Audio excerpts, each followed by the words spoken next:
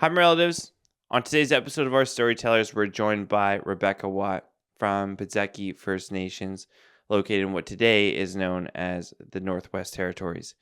Rebecca is the leader and co-founder of Aunties Insights, which is an Indigenous organization that provides education and consulting about youth substance use and harm reduction. Rebecca is a good friend, and I really appreciate her coming for a visit. And she has an amazing story, so I really hope that you watch until the end or watch the whole thing.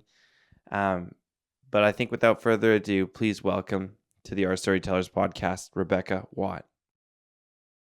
Hello, my relatives. How are you?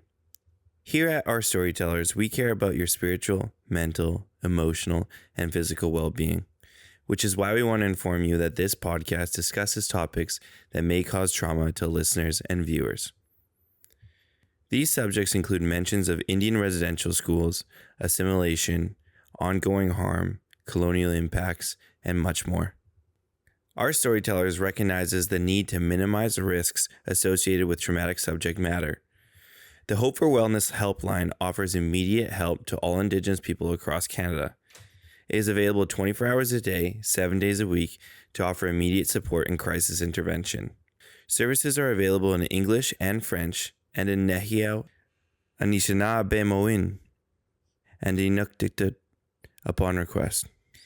If you or someone you know are experiencing any harm, no matter how big or small it's perceived to be, you can call the toll-free helpline at 1-855-242-3310 or connect to the online chat at www.hopeforwellness.ca. Kinanaskaman, I'm grateful for you. Your ancestors are always with you. All my relations, Riel.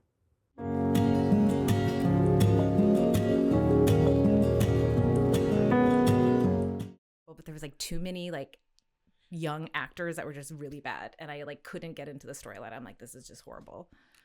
Yeah. Really? Yeah. I don't remember if I liked it or not. It came out a while ago, though. I thought it was new. Really? Jim? I don't know if we're talking about the same one. Jim? I need to Google this. Jim knows everything about Star Wars. Jim? What's the last show that came out? It's not Han Solo. It's like the It's kind of like the one of those. It's kind of like the Mandalorian, but it's just like the side stories. But it has Obi-Wan in it, and he fights Darth Vader, right?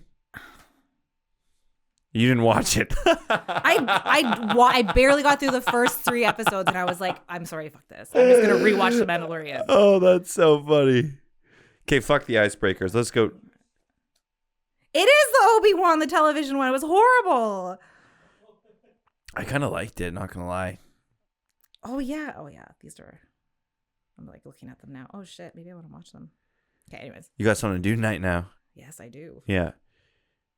Anyways, icebreakers. Go ahead. You asked me ones already. Okay, no. Well, now we need. Okay, we can get a deeper one. There's icebreakers and there's deep. Are you a person that connects quickly? Is that your thing? I guess it depends. Really? Yeah. On what? I don't know. We'll see. We'll see. Okay, let's see. Okay, which year of your life has been your favorite and why? Oh my gosh. 2025, because it's just getting started. Fuck yeah. Mic drop. How come? Oh, I'm gonna do that from now on. I don't know. It just seems like a good year. Yeah. Yeah. Okay. Yeah. Next one. If you could time travel, what time would you go to and why? Oh shit. Time travel. I feel like I'd be a good woman. I feel like we're not gonna get into that.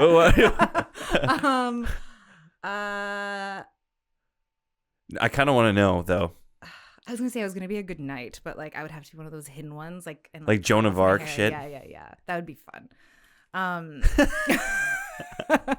Or maybe like go back into like the Salem witch trials and be like a witch. That would be fun. And get hunted. Yeah. Okay, I could see that. I could see it. What would your hiding tactic be? Just be as scary as possible. Just be absolutely terrifying. So men would just be like, "Oh no." Like, yeah. But what if that like increases your lynchability? You know what I mean? That's fine. Fuck I get it. away. I'd be a witch after all.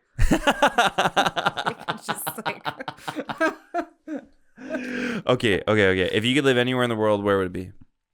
Well, I haven't been everywhere in the world, so I can't really answer that. For the places that I have been, I really, really like Spain. Really? Yeah. How come? The culture, and like there's a lot of brown people, and I felt very comfortable. Also, I came, like, just mind you, I came from like Latvia, and then I took a train. Like I flew from Latvia, I went to Italy, and then I took a train to get to Rome, I think. And like I saw some like pretty scary shit in Italy, and it was my second time there. Like I saw like a fucking guy with the Nazi sign on him, and I was like, oh shit. And then I got to Spain, and I was like, ah. In Italy? Nice. Yeah, in Italy. It was like on the side of the Adriatic. I don't know. I'm a horrible native. I don't know like my north and souths, but it was on the Adriatic side, and like Bari. Okay, I'd never really been to that area before. That was my first time, and I hopped on the train from Bari and I took it to Rome. I saw some like pretty sketchy shit, Really? which I didn't experience because I did the Amalfi Coast, and that was great, but it's like more touristy, I guess, so it was fine. But yeah. Really? So, anyways, Spain. But you get to Spain and then you're like So happy. you're like siesta and then you're like, I'm here. Yes, absolutely. I'm like, this is the life I meant to live. Are you a big napper? I'm a huge napper. Really? Like, I think I kind of had narcolepsy a little bit. I just in the middle of this podcast, I'll just be like, Really? That's fine. just fucking snoring. I'm a away. good napper. The Drurys were all nappers. All right.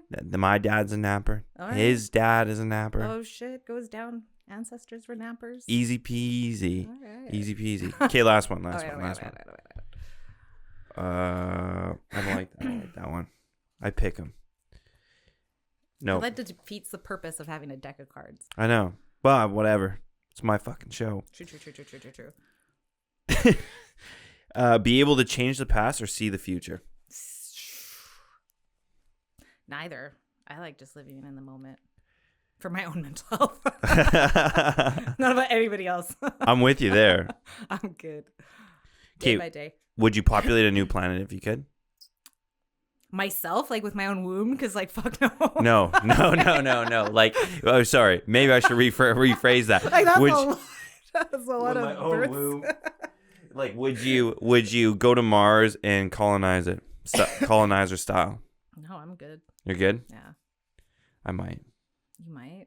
just because. Like, Didn't they just discover like a bunch of caves in Mars? That's sweet. There's probably like a whole race living underground. what if we came from there? Possibly. Think We so? are star people. Exactly. Yeah. Boom. Bada bing, bada boom. Boom. Done. We figured it out. Okay, ready? Jim, we going? Oh my god. Ah! What? Nothing. Oh. Jim, we going? We should be?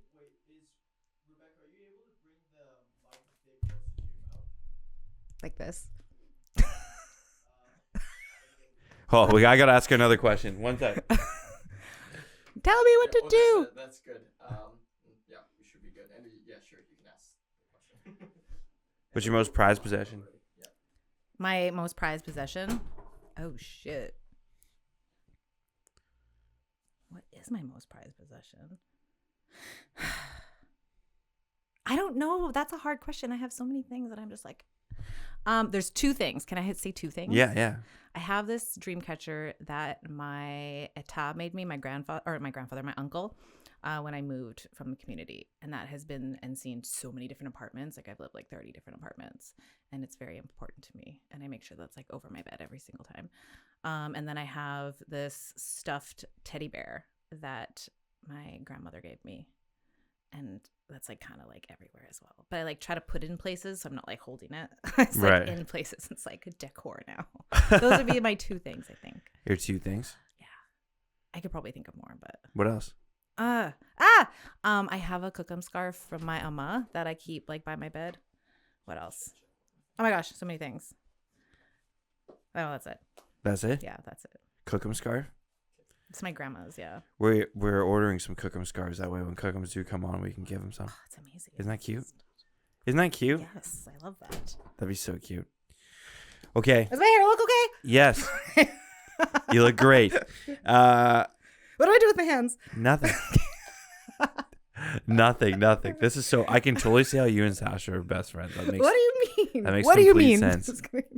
She'll understand. My name is Riel. It's nice to meet you, Rebecca. I thank you so much for coming on the podcast. I'm gonna offer you this protocol just to introduce yourself and our families, and just to make relations with, you and myself, and I'll pass this over to you, and please introduce yourself in your own way. Merci Cho. This is so nice. Yeah, thank you for having me. Ejon ne hadagondi bito suje teteki de chokote dena ade. Hello. Hey, how are ya? My name is Rebecca. My English name is Rebecca. My Dene name is Bito. I'm originally and a proud member of the Pehdzeh Kí First Nations. So that is up in the Decho region, way up in the Northwest Territory, so Treaty 11 territory.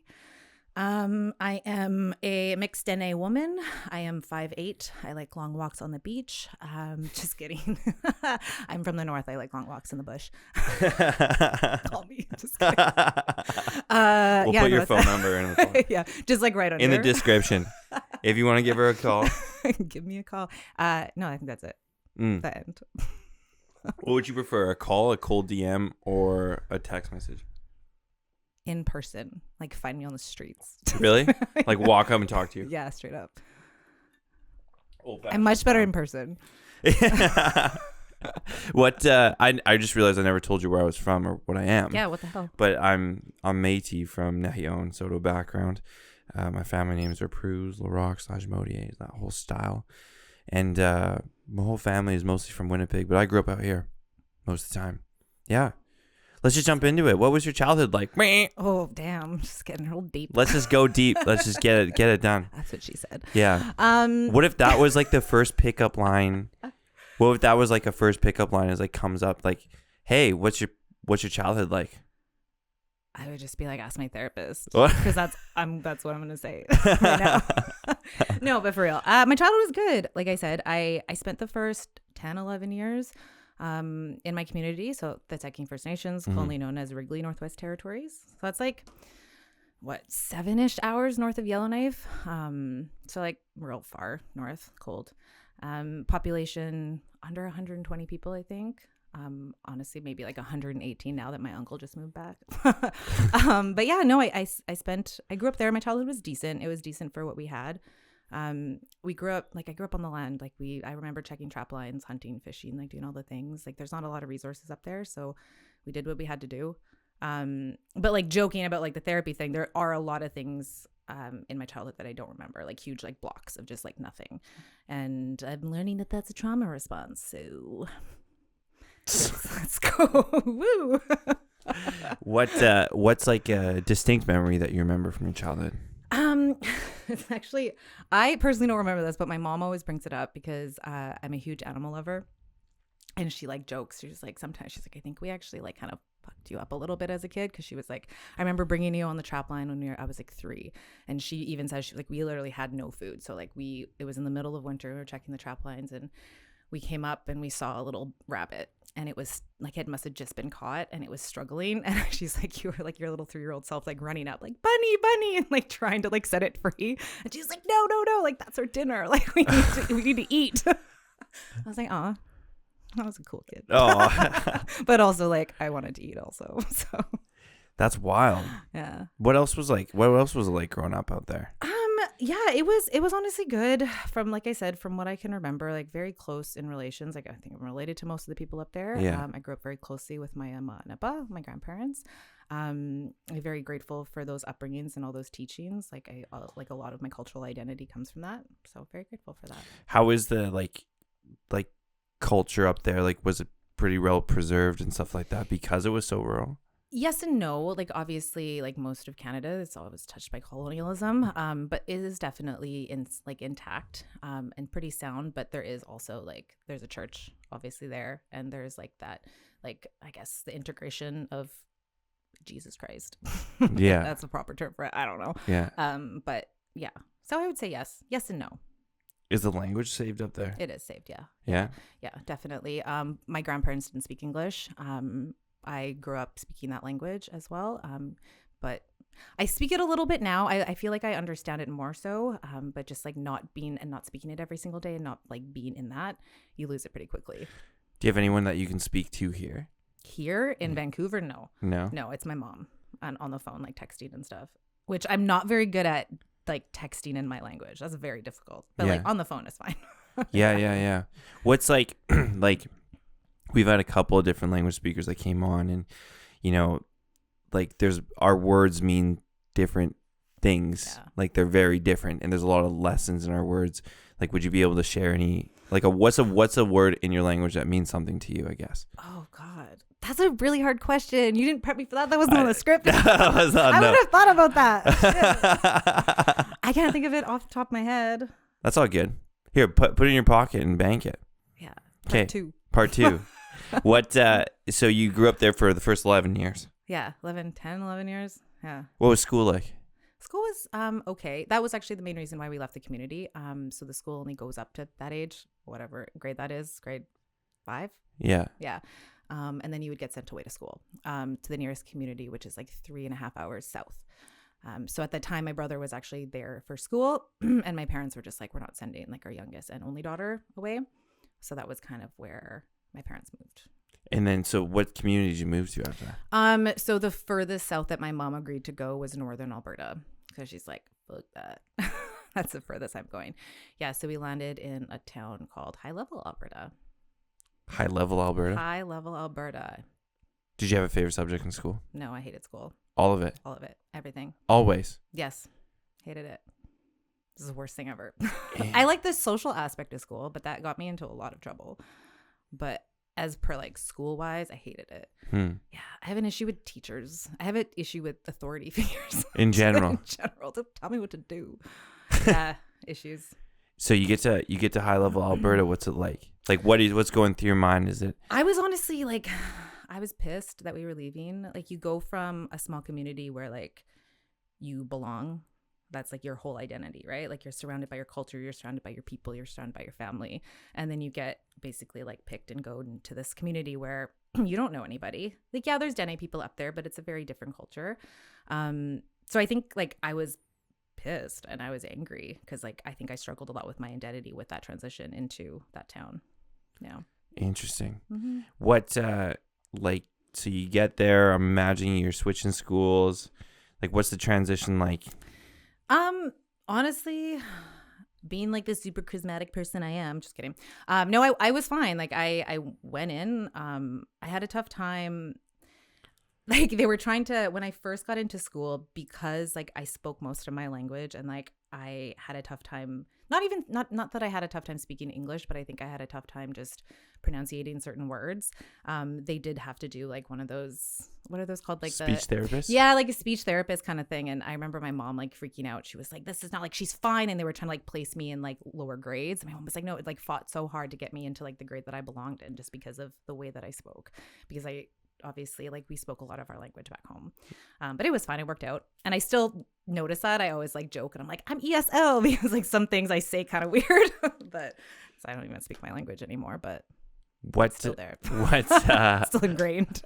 What do you have problems saying? Like, are you hard at R's or something like that? I honestly don't know. I feel like when I speak, I overpronunciate absolutely everything because it's just like ingrained in my head.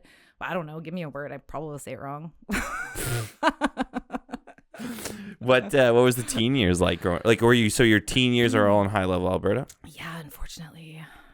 What's going on? A lot of things. I was an angry ass kid. Really? Yeah, like super angry, hated school. I got into a lot of bad shit. I think like, not to like point any fingers, but like my home life wasn't the greatest. It was like super hostile and like chaotic. And I felt that I had like the only way to like get that out was I was just so angry. And like I got into a lot of bad shit, like bad boyfriends, like a lot of like substance abuse and partying and all the things. Like I skipped a lot of school, did all the bad things. But I think it did turn around when I got into, I want to say like grade 7, grade 8, when you kind of start getting into sports. Like I think I found a better outlet for that anger. So I played a lot of volleyball and basketball, and that provided me with the structure that I needed. Mind you, like I still partied and I did all this, I still did all the shit, but like I made sure that I made it to practice every day, or I made sure I made it to the games. But like it definitely could have been a lot worse if I didn't have those outlets of sports. So I'm grateful for that opportunity. What's the most high level story you have that would like sum up what it was like growing up there? Oh gosh. I think just like, I mean, oh God, there's so many things.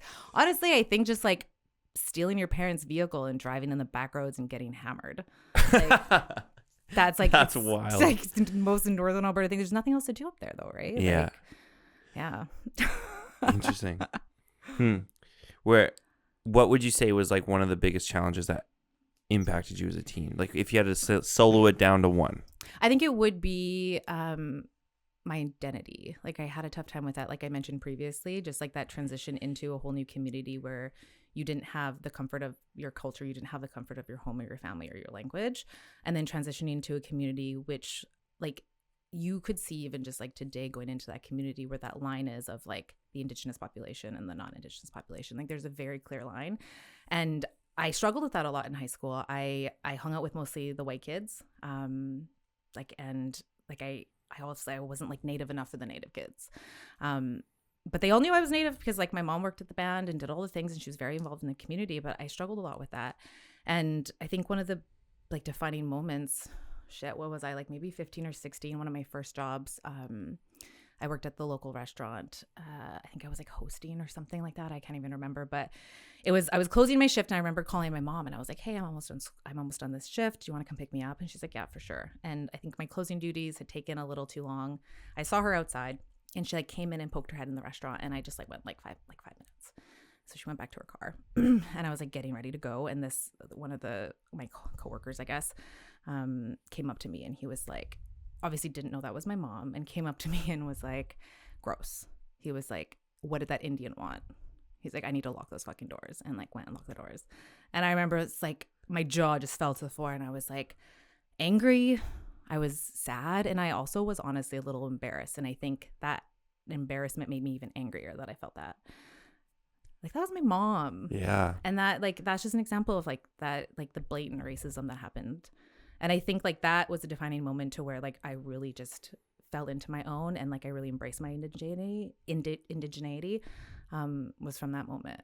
And I was like more, like starting to like practice ceremony more and starting to be in the community more with my mom. And I was actually like, F you, like I'm proud to be Indigenous. Yeah. That was a defining moment for you. It was. Yeah. That's what I don't understand. Like I've heard other stories like that from other people who've come from rural places. And what I don't really understand is like there's not that many people there. You're cohabitating in a very small community. Like what good does that do? Like why? Yeah, I have no idea. Yeah. Do you ever see it reverse? Did you ever see it reverse? Like was there ever like don't talk to the white people? I mean, kind of. I got that a little bit. Like I had mentioned, I hung out with a lot of the white people, so I got that a lot from like the Indigenous population. Like, yeah, they would like be like, "You just want to be white." I'm like, "Oh, I don't know. I don't think so. I'm just existing. I'm just trying to fucking exist." You're like, here. I'm just playing volleyball. I'm just playing fine. volleyball. Like we're good. So when do you leave high level? Oh gosh, that's a lot of things happened there. I left just before my 18th birthday. Like after I graduated high school, I was like, get me the hell out of here. And I left immediately. And I moved to Grand Prairie, Alberta, which is basically just like a bigger northern Alberta community. Literally the same. I lived there for about a year. I thought I had it in my head that I was going to go to school and it didn't work out. I never even went. What were you going to go to school for? I was going to go to school to be an interior designer, which is like so far from what my actual interests are, or even just like what I do now. So random. And I didn't even go to the first day. I was like, what am I doing? I think it was just I used it as an escape to get out. So I spent a year there, I think. Got into some bad shit. Same thing. It was like the same shit that I did when I was a teenager. Got into like a party, did a lot of like bad choices in men's like gang stuff. Like it was just bad. It was a bad year for me. I was just figuring out who I was. Yeah, I think I had a conversation with my father and he was just like, my girl, you're pushing 20. He's like, what the hell are you doing with your life? And I was like, oh shit. That like knife to the heart. I was like, oh no. So yeah, I went back. I ended up going back like in my early 20s. I landed a job at like one of the local banks. Did that for a little bit. You went to Grand Prairie, then came back to high level. Yeah. And then like I knew one of the bank managers was like an auntie of a friend of mine. So she gave me a job there. I was there for like a couple years, and then what happened? I got poached by a lawyer to be a paralegal, so I was a paralegal for a little while. In high level. Yeah. Don't recommend that. It's not much fun. Unless you like paperwork. I mean, that's cool. What did you enjoy more, banking or paralegaling? Neither. Really? That's why I don't do either of those now. So then what? yeah, so then I was just like, I am so miserable, and I was trying to figure out what I wanted to do. I always had in my head, like, so my mom has always been in like the human services, social services field. She still currently works for the local bands up there. And I remember like she would kind of bring her work home, but we would talk about a lot of like the issues and just like the gaps and stuff. And even just in my early 20s, I would be able to be like, well, why wouldn't they just do this or like build this program or like do this and like bridge this gap and this? And so I already kind of had like that solution focused mindset when I was in my early 20s, but I never really applied it to like my career. So I remember kind of like toying with the idea of possibly going into the social work field because there's so many different avenues of what you can do with that, right? So my auntie, my MO, was a social worker. She got her diploma in social work. And when I was talking to her about it, she was like, don't do it. I was like, okay, I'm going to do it. That's all you need to say, right? Yeah. Don't do it. I'm going to do it. So I was a little afraid to hop into like a degree program. So I did my addiction services, which was like a year certificate. Did that, love that. I ended up working in a recovery center for not even a year, honestly, because I realized immediately that I needed more like formal education. And then I moved to Edmonton and went and got my degree. Are you going to, like, through this time in your life, are you still attending ceremony, like, regularly? No. No? Mm-mm. You attended ceremony as a kid Yeah. and then got disconnected and then eventually returned. Yeah. Okay. It was like a back and forth kind of battle, Okay. depending on like what was going on in my life. Gotcha. Yeah. So then you pack up again, you go to Edmonton. Yeah, like within like 2 weeks. I remember being like, okay, I'm going to do it. And then I applied for school. It was like literally the last of the last application. Like, dude, I was like on the date of like the due date or whatever. And I got word like a week later. And I was like, I guess I'm going. Packed up my cat and my dog and I went to go. Here For we a go. social work degree at U of A. No, McEwen University. McEwen. What's up? Represent. Represent. So then you move over to Edmonton, start going to school, Yeah. grab a little part-time job. Hell no, I had 4 jobs. Really? Yeah, I busted my ass. Fuck yeah. I didn't get like, unfortunately, like I had to get student loans and to pay for school and stuff. Mhm. Like the way that they have it set up for Treaty 11 territory, like I don't qualify for any funding unless I go to school in the Northwest Territories. What? Yeah. So, or Are you for real? Yeah, I'm for real. So I got a lot of student debt. Or I could have gotten it covered if I like signed a return to contract to work in my community. And like, no, sorry. Don't tell me what to do. Yeah. So we've already established yeah, problems we've with already authority. established that. So yeah, I had a hell of a lot of student loans. So yeah, I was like a bartender on weekends. I did a lot of like small things. Like I worked at like Bent Arrow Traditional Healing Society. I was like helping like develop some of their programming. I worked at Ben Calf Robe. I had like a little stint with Métis Child and Family Services. I did like a 6-month contract there. What else did I do? Holy moly, I did like outreach. I worked for like housing services. Yeah, I did absolutely everything that I possibly could to ensure that I just survived and while being a full-time student. What was your favorite job out of any of those? Or most preferred? I would say outreach. So that was the one that I actually continued on doing when I graduated.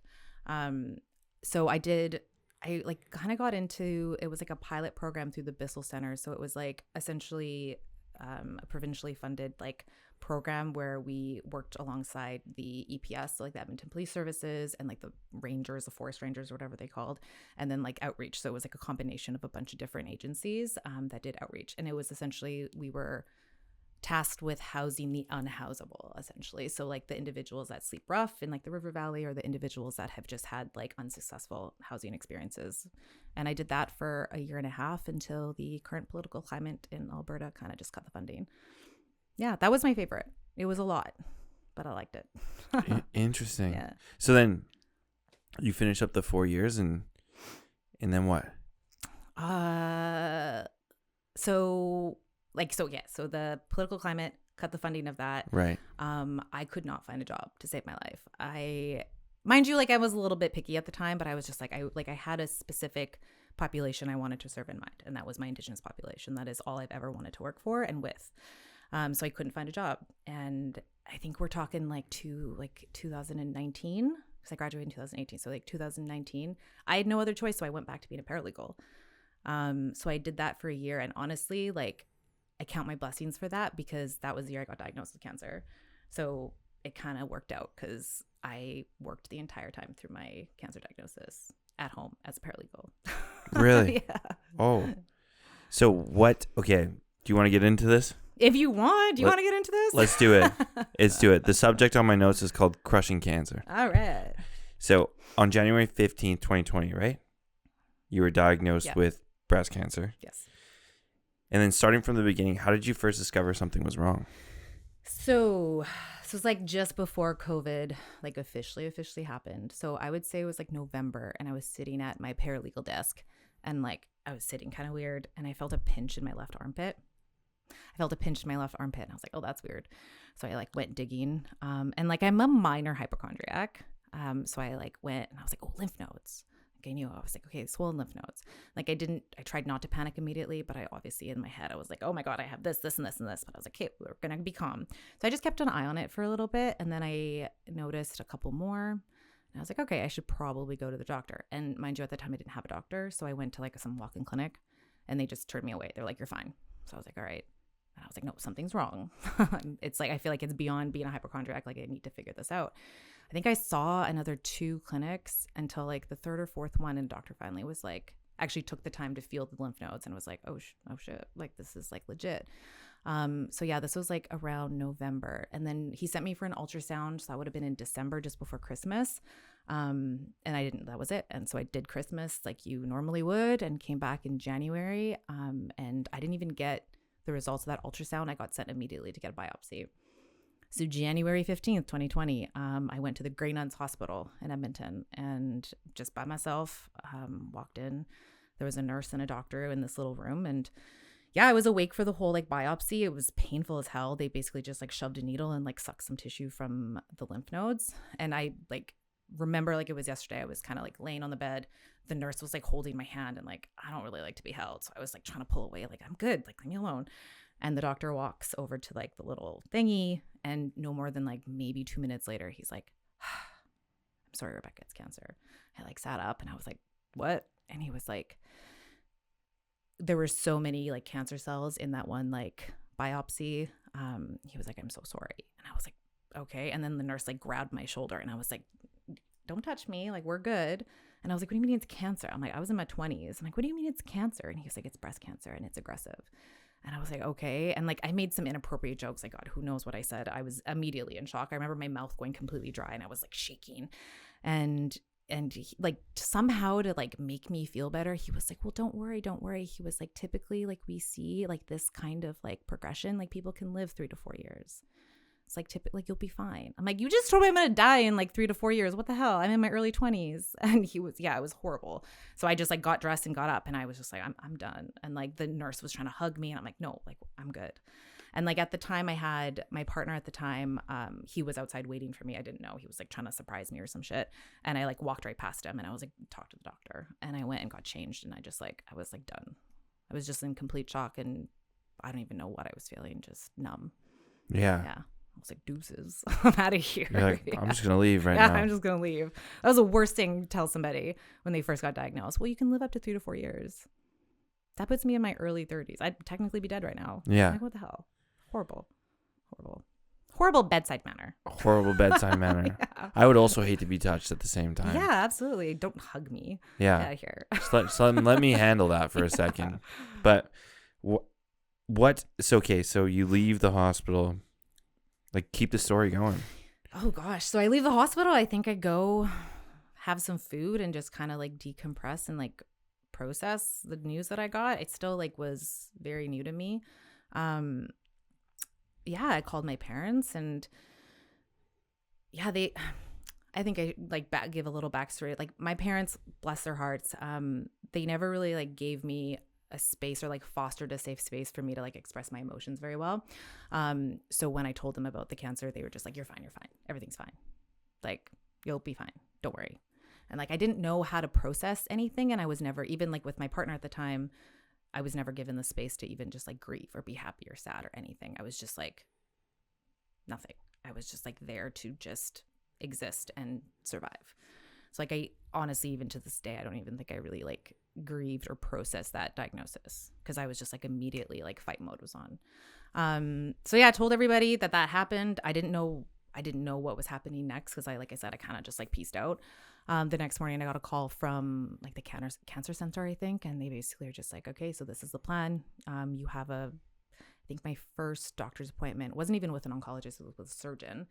And then from there, they booked me like a million different scans. So I went and saw my surgeon, and like, mind you, at this time, I was like kind of pissed because I'm in my 20s. I have breast cancer now. And I walked into the surgeon's office and I'm like, you're giving me a double mastectomy and like, take everything. I'm pissed. Like, these things are trying to kill me. I don't want them. Like, get them off. And she was like, hey, you need to relax, breathe. And she was like, but you're in your 20s. Like, we're not going to do that to you. You're going to be fine. I'm not signing your death certificate. And like, obviously I told her what that stupid doctor had told me previously. And she's like, you're going to be fine. Like, we're going to throw the kitchen sink at this thing. Like, you're young, you're going to be good. So yeah, we had like a kind of an action plan in place. I will say though, like, that's one thing I kind of regret because I still feel like I should have been given the opportunity to choose how I wanted to like move forward with my surgery. Because I think honestly to this day, I would have preferred to get a double mastectomy because I wouldn't have to deal with all these like follow-up appointments and all these scans and like painful like procedures. So I kind of do wish I would have advocated a little hard, but like I wasn't given a choice. She was just like, no, you're not getting a double mastectomy. This is what we're doing. Mm-hmm. So that's kind of crappy, but whatever. I'm here. You're here. I'm here. So yeah, basically did the like just a So it just turns into a buttload of appointments so and many biopsies things. and I scans. I think if you shut off the lights right now, I would glow in the dark. The amount of like scans and shit. I've had like 30 odd scans, like crazy. And then like, yeah, so I started essentially. I don't know why that got me so good. Do it. I dare you. Just glow. So yeah, I started with chemotherapy. I did 6 rounds of chemotherapy, and that was, I don't recommend it. Definitely not recommended by me. What does that mean, 6 rounds? Does that mean like how long, how many treatments is one round? One treatment? What? Yes. Yes. Yeah. So okay. I had like you had 6 sessions. 6 sessions. I don't know. I don't understand. No, I don't either. Yeah. I'm no expert. Yeah. No, I had 6 sessions of chemotherapy. So it was basically like once every 3 weeks. And like, I think I had like 3 or 4 different chemos that were injected in me. It took about like 4 hours or so. It was awful. Yeah. And that starts like a month after? It started, no, it did not start a month after. I got diagnosed January 15th. I started chemotherapy March 14th. So it was like weeks and weeks of just scans to try and figure out like obviously like how far along the cancer had, or how far the cancer had spread, and like if it was in any of my organs, and like trying to stage it and just doing all the things and try to like, I guess, create a proper plan in order for me to beat this. Right. Yeah. So you mentioned that, your partner at the time, like everyone was just telling you you're going to be fine. Was there anyone that was like a strong support system for you at the time? My animals. Straight, like no offense to absolutely anybody that was in my life during that time, but like I said, like I really wish somebody was able to just be like, it's okay to cry, it's okay to be angry, it's okay to be sad. I just wasn't ever given that space, and I felt like I just couldn't, and I couldn't feel any other emotion other than just like a fight. You went into fight mode. Immediately, yeah. So you're like, I'm just gonna fucking beat it. Yeah. Which it worked. Yeah. But like also like I don't need any more of that suppressed emotion. Yeah. That's not good. Because speaking of which, I just thought of it, like suppressed emotion. Like Gabor Mate speaks about that all the time, about like suppressed trauma and suppressed emotion, and it's linked to diseases like cancer. Mm-hmm. It's 100% why I got that. And that's why you think you're linked to that. No, I know. You know that. I know that because Yeah. like I didn't have a tumor. My cancer literally just like literally just started out of the blue. And like I'm sure he wouldn't care me sharing this, but my brother also got diagnosed with cancer like 16 months after I did. Wow. Yeah. And I remember telling my oncologist that at one of my follow-up appointments, and he's like actually, like, despite obviously like the Western like medicine and all of that stuff, he was like, we're seeing like a huge increase in like young cancer diagnosis, especially with like Indigenous populations. And like I said before, like how long has Gabor Mate been speaking about like that suppressed trauma and that suppressed emotion linked to all these diseases? Really? I didn't know about that. Mm-hmm. But that makes total sense to me. Yeah. Grab a book. Would you pick up a I book? think I bought Gabor's last book though, for sure. Yeah. Would you have dinner with him if you could? Yeah, absolutely. I met him, actually. Have you met him? Yeah. Yeah, I was going to say, I Yeah. probably should have asked that first. I did. I was like, stop talking about me. Stop I went to one of his lectures like not too long ago, and I was like, why is he talking about me? This is weird. Excuse me, sir. Excuse me, sir. I love listening to him talk. I just feel like he's very clear when he Very speaks. clear. And I really appreciate that about someone. So, man, you go into fight mode. Yeah. 6 rounds. Then what? So 6 rounds of chemotherapy happen. Like I said, don't recommend it. It was awful. Lost my hair, which was like a whole nother issue. Yeah, tell me about that. Oh gosh. So it was after my first round of chemo. I was honestly like absolutely terrified because I didn't know what to expect. Like I had a list of like possible side effects and like they were awful. Like up to like actually going into septic shock and dying was literally a side effect. Yeah. Oh, cool. This is fun. Like, and sign me up. So yeah, it was after my first round. I had almost every single one of the side effects. Like I had the neuropathy. I was puking, like just like the bone pain, the joint pain, all of the things. Skin rashes, mouth sores, like literally everything, every possible side effect I had. And like I said, I think it was after my third round, I think the second week after. And I like woke up in the morning. I had already cut my hair at that time because it was kind of long the way it is now. And I cut it short. And I remember putting my hair up in a ponytail to wash my face the next morning. And I pulled it down and just like clumps of hair came out. And I was like, oh shit. And I was like, it's time. I need to shave my head.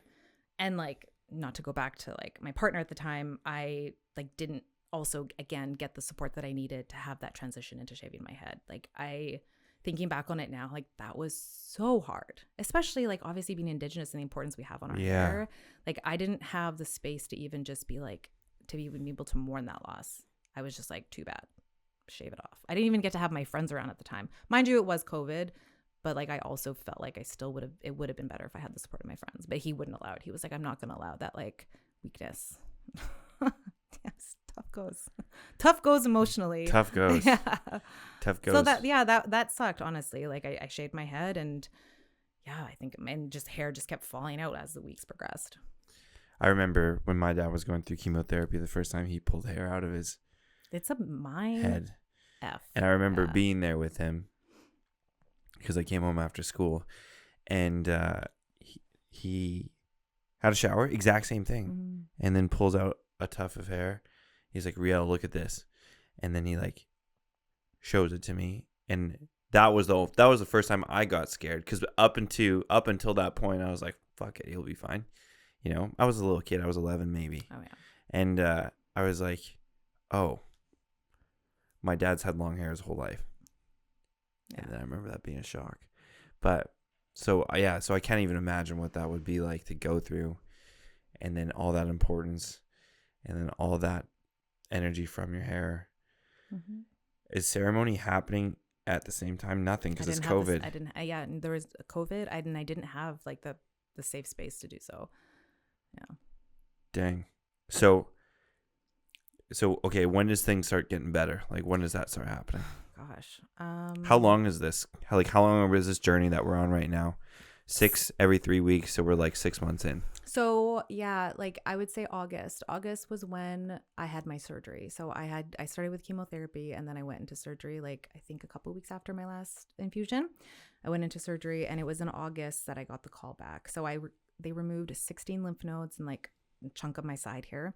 And then it was like August 16th or something. They called me back and all of like everything had came back clear margins, so like no cancer. So like the chemotherapy had worked. So that was obviously great news. And then from there I started 32 rounds of radiation. Okay. How, like, do you know why? So I guess the cancer couldn't come back, and just to ensure that like they had like that every single possible cancer cell had been hit is why I got the radiation. And then I was also still getting infused every 3 weeks because I was on like targeted therapy. So like technically it's not chemotherapy and it didn't really have any side effects other than like neuropathy, but I was on that targeted therapy because of the type of cancer I had for a year. Yeah. So even when I moved here, I was like flying back to Alberta getting infused. Oh, really? Yeah. What's the radiation treatment like? Like, how does that work? It's like a really, really, really bad sunburn. Really? Yeah, like burnt my skin. I still have like a perfect line like here from like the radiation burns. Yeah, it was like I started I think at the end of August and it went up until Halloween was my last one. What is that like? So you go into like a room. Is it like an MRI machine? That's what It's I'm literally imagining. a massive ass MRI machine. They gave me like little dot tattoos to like make sure that the machine was lined up in the exact position. My arm was up and it would be like, yeah, you just hold your breath and they give you like 3 shots. And then like as like I think it was every other week, I believe. And like as it progresses, your skin just keeps getting burnt and painful as hell. Really? Yeah, like I said, it's a really bad sunburn. Damn. Yeah. Damn. So 32 of those. Yeah. A couple of different types of transfusions. Mm-hmm. And then at the end of that, Yeah. what's happening during that? Like, is like still same support system, like still same everything? Same support system. I'm still working full time as a paralegal from home. Like I'm still doing all of the things because I'm stubborn as hell. Like I'm not gonna allow this to like dictate my life. Question. Yes. Do you think that working from home helped you? Yes. It helped. It helped me definitely just like be able to separate like the cancer from my life. Yeah. Like I was more than just my diagnosis. And I think like working every single day helped a lot with that. Yeah. Good. Because like my whole life wasn't just cancer. Yeah. Because again, we were in like a pandemic. So like I couldn't do anything else. Yeah. So at least I had like work as an You had outlet. another mission, essentially. Yeah, absolutely. That's good. Yeah. And then, so over the 32 weeks, bada bing, bada boom. Bada bing, bada boom. Yeah. And do you ring the bell or anything like that? Like, Yeah, I rang the bell twice actually. I rang the bell when I finished my chemotherapy, like after the 6th, and then I rang the radiation bell as well. Gotcha. Yeah. My hair was growing back at the time. I was cute, bald. I looked like that alien girl. What's her name? Wait, what? Like from the movie Alien? Yeah, what's her name? What's her name when she shaves her head? I don't know. I've never seen the movie. Okay, Jim. Jim will look that up. He'll yell at us. Sigourney Weaver. Sigourney Weaver. Weaver. Yeah. You know now? No, I'm gonna look it up. Oh, God. I'm gonna look it up because now I want to My know. reference just fell flat. You know what's so funny is Sasha was asking me about 100 movies that, like, she was like, "Have you seen this movie?" I was like, "Absolutely not. I haven't seen any movies." Horrible. I'm a terrible movie guy. Every time someone asks me about a movie, I never know what to say. I actually want to avoid the conversation at all times. Oh, interesting. Because I'm not a movie guy. That's weird. Is it? I don't know, actually. I felt that was appropriate to say. It is a little. I guess it could be a little weird. I'm busy. Fair. Okay. Here's a question. What advice would you give to someone that was in your same position at that moment in time? Being diagnosed? Yeah, let's go diagnose and in treatment. Allow to feel your feelings. Obviously, like naturally you're wanting to go into your like fight or flight responses. But I think I would either be able to give them a space to feel their feelings or just tell them that it's allowed. Be mad, be sad, be angry. It's a horrible diagnosis to be diagnosed with. And like, you need to be able to be given that space to grieve that because it's a loss at the end of the day. Right. And I think that's definitely one of them. Feel the feelings, feel all of the things. Feel all of the things. Because it's going to catch up to you one day. Did it catch up to you later? Yeah, that's why I'm in therapy, man. Right. Gotcha. What's the recovery side of that? What comes after? The recovery side. So not too shortly after, I got diagnosed with low-grade lymphedema. So like, I don't know if you know what that is. It's essentially just like the lymphatic, because I got all of the lymph nodes removed. I have like a lot of the lymphatic stuff just kind of gets like stuck in this arm. And I still deal with neuropathy a lot. So like my fingers just feel weird a lot. Other than that, like I feel like most of like the recovery and like after the facts are more like mental.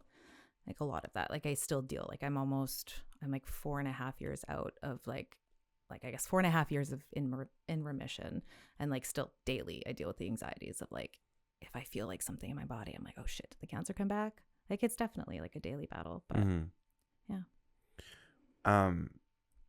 Shit, fucking blanking on the question. Happens all the time. Okay, no. This was not in the script, just so you know. Oh, no. So get ready for this. No. What do I do? I'm talking the spiritual side of things now. Like, are you praying? are you thinking about Creator? Are you thinking about your ancestors during this journey, like, or anything like that? Yeah, absolutely. I think that was when I got back into my spirituality and got back into ceremony, and did what I could do during that time. And I think like that's what kept me strong mentally, and like just balanced me out the best that I could during that time, because like I said, I didn't really have the support system in place to, you know, feel all the things. And I think ceremony just like helped so much. So what kind of, like, what does that ceremony look like during that time? A lot of prayer, a lot of tobacco washing, doing like honestly anything that I possibly could during that time. And again, it's COVID, it's hard. It wasn't until I think I moved here to Vancouver that I really got back into it, like actually able to do ceremony again. Yeah. Interesting. Do you have any stories about, you know, any dreams, anything like that, or, you know? I don't have any like particular dreams. I do have like, so when I first moved to Vancouver, like I moved here for work. So around the time that I was given like the all clear, I was living in Edmonton, and I was just like feeling very complacent in my work, and just obviously just finishing like the hardest 10 months I've ever had to deal with. I was like, I don't want to be here anymore. So I applied to a bunch of jobs in Vancouver. I applied to a bunch of jobs in Toronto, and I was just like, I just need to go somewhere. And it just worked out that I landed a job like as like my education as a social worker. But hold on, I'm just going to make a note right here. I'm not a social worker. All right. And I've like made a point in my life to never accept a role that labels me as one. I'm just merely educated as a social worker. So I accepted a job at St. Paul's Hospital to be like a frontline Indigenous liaison, essentially. So I came here, and I think one of the biggest things, like I wanted to use obviously like my cancer diagnosis and like my culture and just like obviously my education and like bridge that gap for individuals. Like, as we know, St. Paul's isn't the most friendly hospital ever. But I do remember one of the first patients, she was like a young Indigenous woman who just recently got diagnosed with cancer. And like I, at that time, wasn't ready to talk about it. And I don't even think a lot of the people that I worked with even knew that I had cancer, and was so recently out of my treatment. And I remember going just before I was going to go talk to her, I was like, I'll go talk to her. I was like, I just need I need a smudge person. I need to pray first. So I did all that. And I went up to her room, and she was like kind of napping, and I kind of just like creeped in. I was like, hello, like it's Rebecca. Like I'm here just to like have a talk with you. Like, how are you feeling? And she kind of looked up. I was like, sorry, like I can come back. And she's like, no, come. She's like, come closer. And so I like walked up to her bed. She like looked at me, and I was like, everything okay? And she was like looking at me kind of weird. And I was like, are we good? Like look behind me. And she was like, you have a bear around you.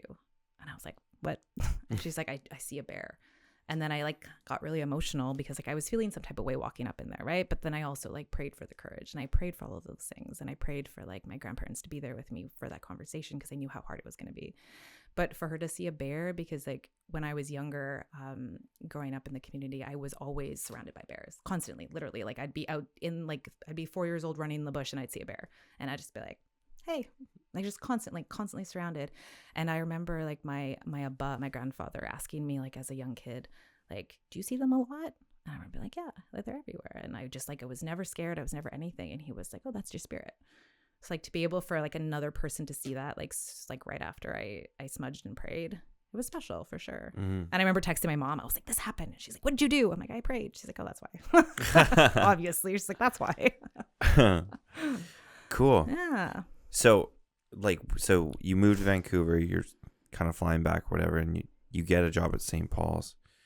And for the people that are listening that don't know what a liaison is in British Columbia, when an Indigenous person goes and gets access to healthcare in a hospital setting, I think at most places they have the opportunity to call someone or to get an Indigenous health liaison. They're usually a social worker or a nurse background or something like that. And they can come and they can, either smudge right there, take them to a place to smudge, bring a blanket, help navigate the system if that's what's needed and stuff like that. Anything that we just meet, they bridge the two worlds of Western and like our ways of medicine. Yeah, it's the two-eyed scene. Mm-hmm. Like the two-eyed scene. I think that was coined by a Mi'kmaq elder Marshall, Mm-hmm. just like bringing the strengths of both Western and Indigenous knowledge and integrating that. Exactly. Yeah. And you do that for how long? I did that for 2 years. 2 years. Yeah. Was that a hard job? I feel like that would be It a was a very hard hard job. Yeah, it was a hard job. I missed it though. Like I'd mentioned, I was a paralegal for like a year. So I missed that front line. I missed that client interaction. I missed working with my people. Yeah. So I did really enjoy it during the time I was there. But yeah, it was hard. Mm-hmm. How are you taking care of yourself during all that, other than ceremony? Ceremony and just surrounding myself with friends. Yeah. Yeah, that's literally it. And just being with my animals, like they were like the biggest support during that time. But like it's definitely hard. And I think being in just like, I kind of wanted to touch on this, like being in the social work field, and I think I already said this, like I'm not a social worker, I'm merely educated as one. Like I always try to make that clear, especially being an Indigenous woman in that field, because like as we know, like the social work field is just like solely based on colonial foundations, and like our Indigenous communities, obviously there's a huge mistrust with social workers because of that harm and that like forced assimilation, right? So like working in that field, like you play such a dual role, like we just spoke about that two wide scene and two ways of knowing and like integrating that knowledge. But like, yeah, it's a hard role to navigate. And I think my goal in going into like this field, into the social work field, is obviously like the ultimate goal is to decolonize it. But you have to do that in small ways. And like for me, the ways was to integrate those two worlds and like being that voice to, you know, like advocate for change, advocate for bigger change, like system changes, or like, you know, like ask for or push for more reforms that address like racism and inequalities. And I think the best way in doing that is to get more representation in this field. And like I did a little talk at NBIT about this with their social work class. And like I just spoke about the importance of having like that representation in this field, because that's like the biggest way of doing that. And like I can say in the last 2 years, because I've shifted my roles as we talked about, like I now like I guess like lead mental health and substance use programming for rural and remote Indigenous communities. So I can say in the last 2 years I've done like the best that I could to create programming and positions that prioritize Indigenous self-determination, and that's like the ultimate goal. But I think in terms of like the social work field and how I see my career going, I hope to get my master's here soon. I'm like waiting on the application. And the goal is to like get into, you know, those ivory towers and to be able to like dismantle those policies. And like I always like to think about it as like, I'm going to use these like Western systems against them. Like, you want me to get educated? Okay, I'll get educated. Check, I'll get my bachelor's. Check, I'll get my master's. Heck, maybe I'll even get my PhD. And I'll get into these systems and I'll be able to dismantle them. Kind of like... That's what I'm doing. That's right? what I'm trying to do. 100%. Kind of like the Greeks did with the Trojan horse. Like get in there and be like, bam. Yeah. Yeah. And like completely destroy these systems. And like I said, we want to prioritize Indigenous self-determination. Yeah. And that's the best way of doing it. I couldn't agree more that that's probably, in my opinion, the only way that will make it happen. 100%. Because in my perspective, I used to work for a couple of people who were really like loud, dismantle it right now, which I think there's a space for, and I think that we need at a certain level.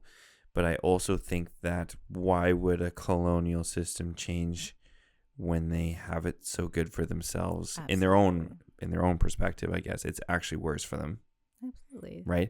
But like I always talk about myself being like a secret agent. Yeah, 100%. Like Yeah. I said, we're the Greeks and the Trojan horse, like Yeah. getting right up in there, Yeah. using like their strategies against them, using their systems against them. Exactly. And We're just giving all our secrets up now. I mean, that's okay. I don't think they watch it. No, they don't. But no, like, you're looking to get into almost leadership. Well, I you are in I leadership am in a now. leadership position right now. Sorry, I should have no, said it's that. all good. How dare you? Yeah. I am definitely, and like I said, I can confidently say like I've made some meaningful change. But there's more. Yeah. There's way more that needs to be changed. What's one thing you would like to change that if you had the opportunity to change right now, you would do? I think ultimately I would like to change just like the relationship between Indigenous people and the healthcare system.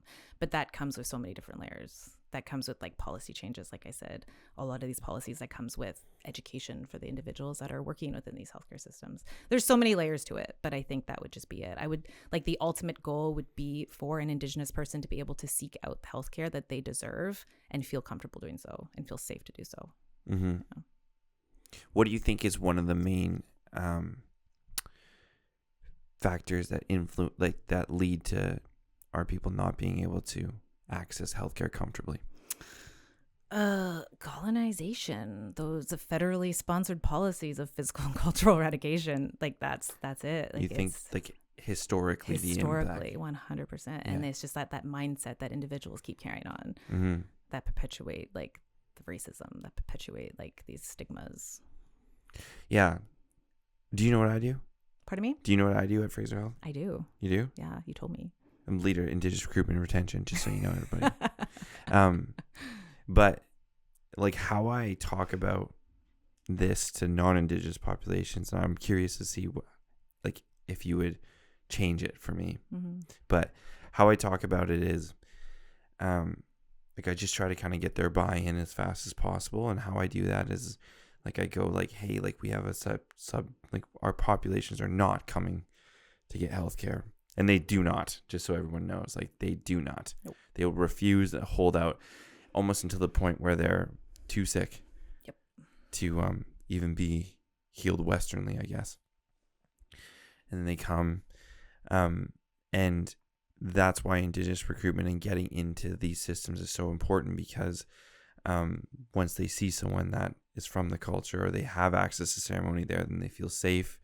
Then they'll continue with, you know, the two-eyed seeing, the double, like the best aspects of both our way of walking and the colonial, the Western medicine way of walking. And then that's kind of how I position it.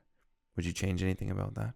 No, I think I honestly kind of said that already, like 100%. Like we need more representation in this field. We need more people to be able to be that voice and advocate for those changes. Fuck yeah. And advocate for, like I said, for more reforms, for like to stop that racism, to stop that inequality. More representation is key in doing so, and to decolonize these systems. So yeah, 100%. Mic drop. Mic drop. When does Aunties Insights start coming around? Oh, Aunties Insights. So Aunties Insights. Oh gosh. I feel like one thing I just want to go back to is when I was talking about the Indigenous health liaison social worker, I wasn't trying to label you as a social worker, just so you know. Yeah, like how dare you? I just saying. I'm not a social worker. Why did you go? She's not a social worker. Merely educated as one. Educated as one, and then maybe getting more educated. No, I will be getting. Will be more educated. Watch out. MSW, possibly PhD. I haven't decided yet. Where are you gonna go? So I applied to Waterloo because they have a pretty good like health focused MSW. And then my director put it in my head that I could kind of just like turn my master's into a PhD. And she's like, why wouldn't you? I'm like, oh, why wouldn't I?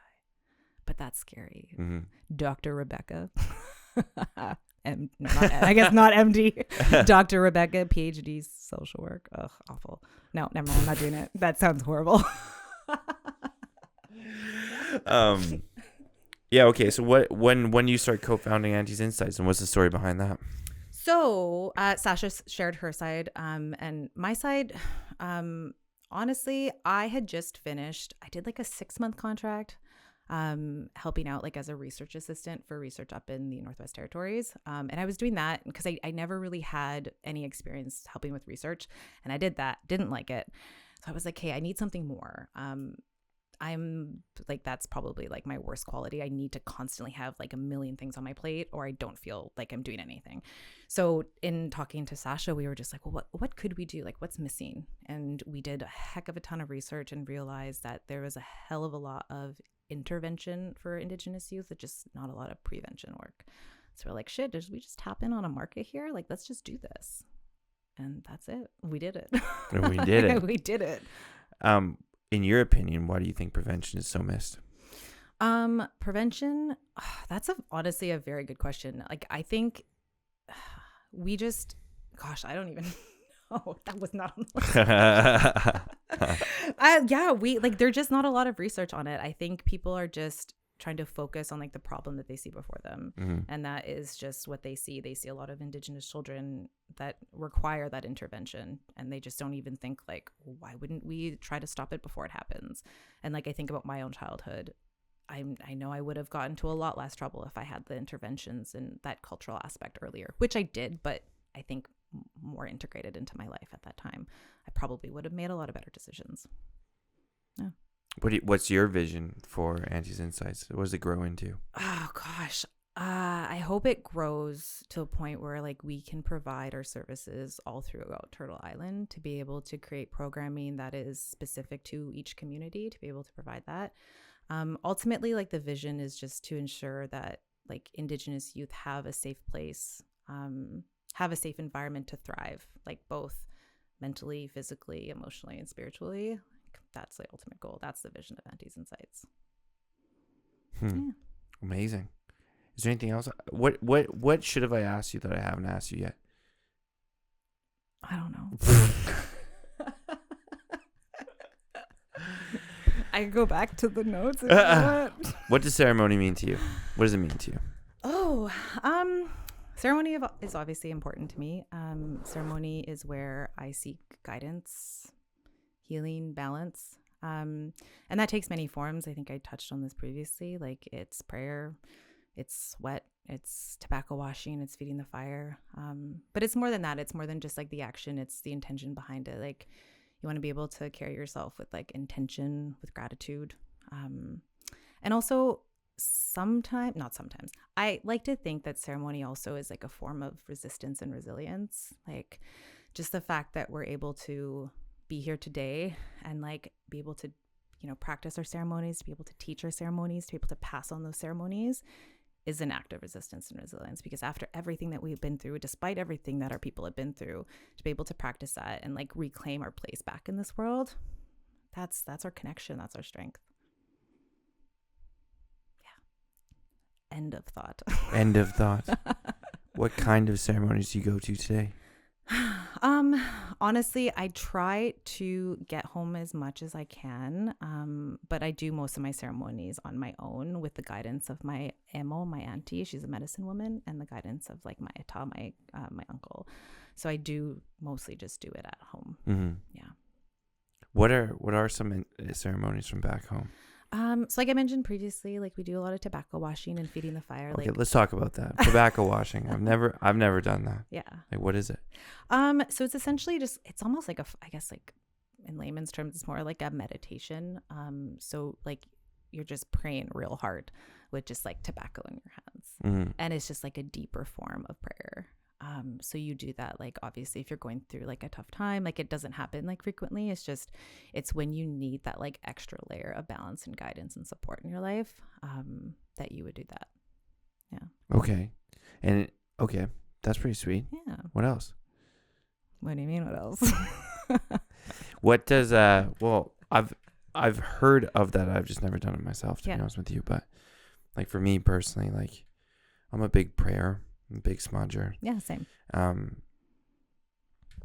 Like to me, like I like going back to community too, just to, I'm from a Sundance family originally. Like that's like my ultimate kind of version. And yeah, that's pretty much it. What else you got? I don't know. What other questions do you have for me?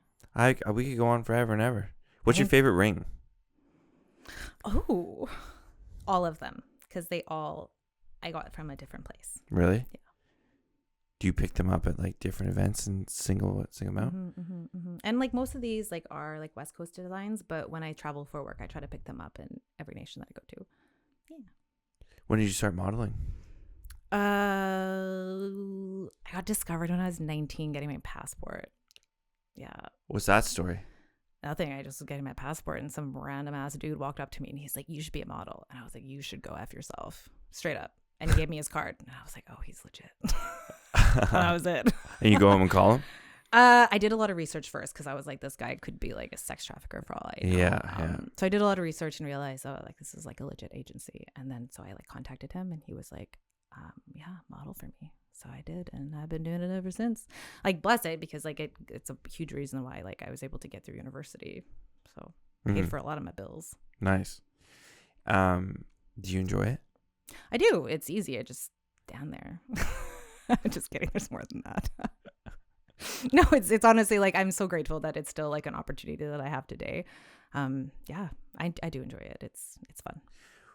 Okay, I have to ask you this question. I think you might say something that you've already said already, Oh, no. but I have to ask it because we ask it to everybody on the podcast. But what if you could give me one job or one outcome that I have to work for the rest of my life? What would it be for our people? I know I got to find a better way to frame this fucking question because nobody gets it. But essentially, like, so if you had to give me one job for every like Indigenous population across Rhode Island, One job. yeah, like if you say like Sasha said, language revitalization, like try to save the languages, like one result. Oh, it's like advice I would give to our Indigenous people. No, like okay, so you want to give me a mission to accomplish for the rest of my life. Like if I had to go start a company in this tomorrow, what would it be? You know what I mean? Like Our Storytellers right now, my mission right now is saving our stories. Okay. What mission would you give me? I got to figure out a better way to ask this goddamn question because then people are like, what? Every time. One mission. I think it would be, it's not going to be like a job. I think it would be more so of just like reminding ourselves of our teachings that prioritize kindness and support and love. I think like if you think back, like our ancestors thrived for a very long time because they stood together, because they supported each other. And I think we come from that lineage of strength. And I think it's important that we need to carry that forward. So like, rather than tearing each other down and perpetuating that, like, you know, lateral violence and like playing the role of the oppressor, like I think we need to go back and really just like remind ourselves of those teachings and like support each other. Because like in this colonial world, in this Western world, it's so easy to get lost in all of that chaos. And I think it's important for us to be like gently reminded of those teachings, to be able to support one another and uplift each other. Because like if one of us succeeds in this Western world, we all succeed. And I think that's a mission that we need to like practice daily. Boom. Wrap that up, put it on a reel, send it out to everybody. Can I say it again nicer? Do you have any questions for me? What's your favorite color? Blue. Really? No. Why? You just said no, so what's the actual favorite color? I have a few. Depends on the mood that day.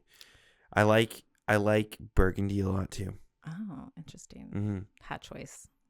What choice? Hat choice. Hat choice. Your hat is burgundy. Oh, I forgot. Yeah, hat choice. I like burgundy too. I like blue, purple. Every color has its space in this world. Okay. You know what I mean? You just got out of that question. You didn't even really answer it, but okay. Other questions? Shit, I don't know. It's fine. We can go have. Do you want some chicken soup? No, I'm good. You don't want chicken soup? No, I ate already. I freaking made it. Oh, really? I'm just kidding. I was up at like 7. I ate already. That's all good. All right. Well, is that it? That's it. Oh my God. How long were we at, Jamie? 110. Not bad. Shit. Shit. Is that long enough? Yeah, it's long enough. Okay. Did I just say everything I needed to say? It's our show. It's your show, technically. Oh, no. Oh, would you like to dedicate this podcast to anybody? Oh, yeah. Yeah. Still excited. Yeah, I think I would dedicate this to my Simo, my mother, and my Imo, my auntie. Those two they're matriarchs of my life. I think without them, I wouldn't be the person you see sitting before you today. They provided me just with every single teaching they possibly can. And they're both residential school survivors. So like they've been through hell and came out the other end. And those flames are still on fire, you know, like they still have those flames on them. And like, despite all that, they still show up every single day with humility, with kindness, with love in their heart. And they're both so funny. So like, it's like, if I could be a shred of them one day when I grow up, like I'd just be so blessed. Do you think you're funny? Kind of. I don't know. Let's ask the audience. No, don't. I'm just kidding. Yeah, you invited it right there. No. Well, thanks for coming on. Thank you for having me. No worries. Joe. Anytime. Yay. Boom. Mic drop. Mic drop. Boom.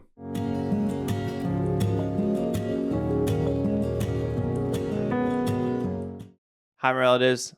I hope you enjoyed today's episode with Rebecca.